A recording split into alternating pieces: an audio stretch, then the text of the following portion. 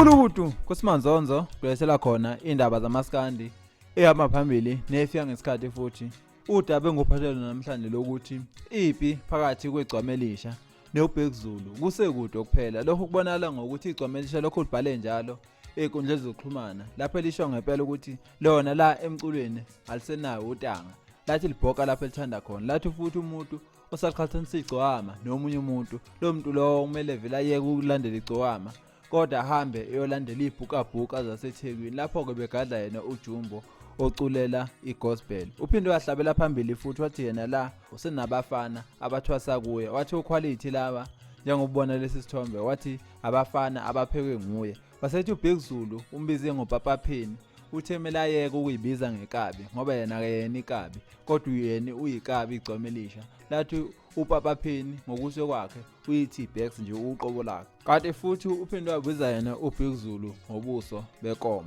uBigzulu uyiphenduleleke lapho ethe yena ngeke lokho eyiphika nomuntu ebiza ngensizwa ekubeni lokho eshinga ngemini ko Facebook wathi yena insizwa ababonani face to face mase yabona ukuthi ngempela ngabe sazoqhubekani asho kanje. Ubese gadla ke naye wasethi igcwamelisha aliyona insizwa ayikho insizwa yellow bone wasethi nje kahle kahle lo muntu lo usisidudu. Mbukele emakhaya ake hlangane lapha ku comment section siza umbono wakho uthi wena ulibona kanjani lolu daba, ulibona ngathi usazolungiseka nodaba phakathi kwaBigzulu kanye negcwamelisha. Ake hlangane ngezansi ke sizwe umbono wakho ngalolu daba. Till next time, siyabonga.